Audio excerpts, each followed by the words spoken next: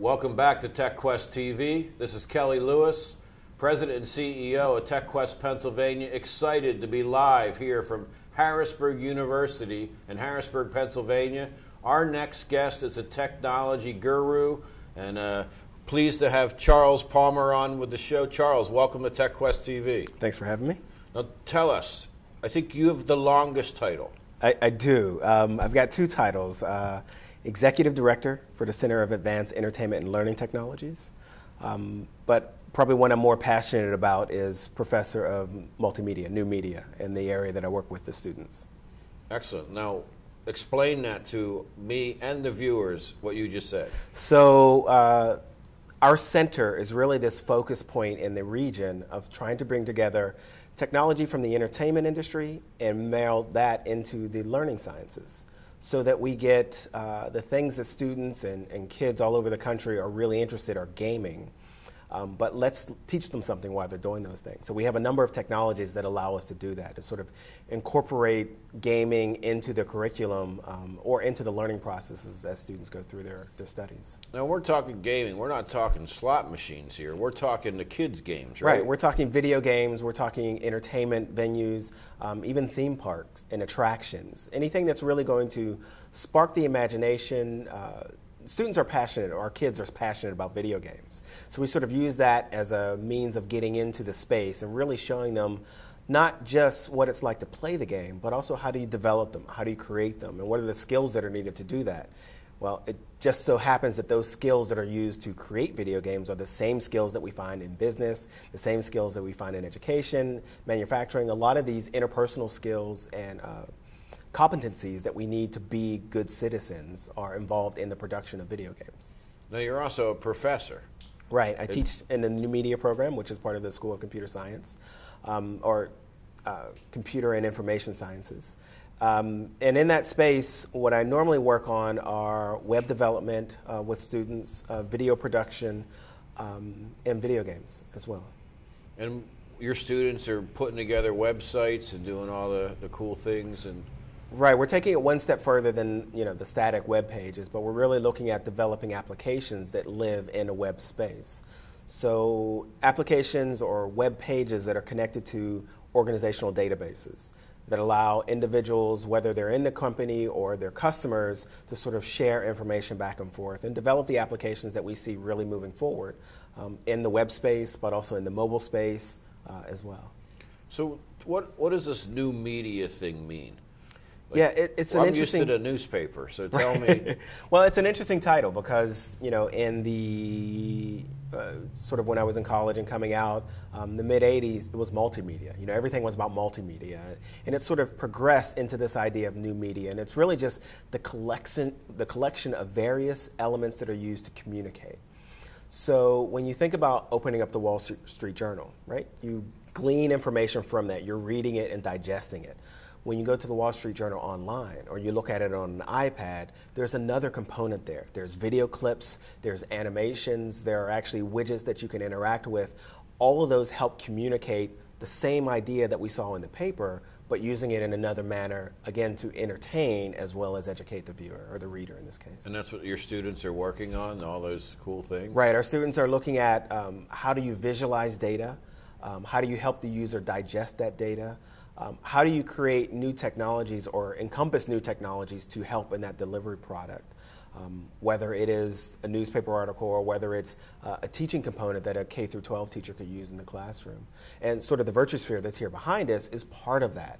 It's a bit of technology that is used by the military and used by some museum organizations to sort of put someone into an environment and help them walk through that environment. But normally they're sort of building those or basing those off of existing spaces. We're using it, and our students are using it, to develop virtual environments where people can't normally go. Why get inside of this big sphere and walk through a museum when I can go down the street and walk through the Civil War Museum? Why not create an environment where students could walk through the bloodstream? Okay, we're looking at using this as a tool for teaching anatomy students on how to learn more about the body by actually being down on that cellular basis, or on that cellular basis, or walking through the veins and things. Or even our astrophysics students are looking at Rather than reading in a textbook what a dwarf star is or the Big Bang Theory, what if you got in a sphere and you were actually able to walk across the planets or walk between the planets in interstellar travel? So kind of like the Franklin Institute always used to have that heart that you walk through. Yes. Yes. But now this is 21st century stuff. This is 21st century. You put on head goggles and you're actually in virtual space, and I can move my head around and I see exactly as if I were moving through the space, and I could walk, and the space or the actual device rolls. In the virtual world, it gives me the objective of mobility. I have locomotion, so I can actually move from one location to another. So now, where are your students getting jobs? Is it all over, or how's it that is. playing out? Most of our students are finding jobs in the region. We have a couple of companies that are really looking at expanding here. Unfortunately, we do have a couple students who leave the area, but they are doing really well in the fields of new media. We're also seeing companies starting to look to this area where they hadn't been looking before to see if there are other opportunities, and sort of creating synergies between a university and a non-for-profit organization and a for-profit organization together. It's exciting to have Harrisburg University based just in Pennsylvania to begin with, and now here in the capital city. Where do you, like talking to high school students, what are you telling them about by the time they get through college, what's the world going to look like?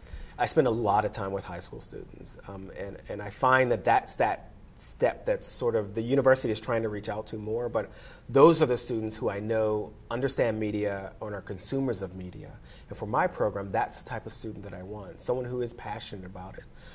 What I tend to tell students, especially at the high school level, is find out what you're passionate about now.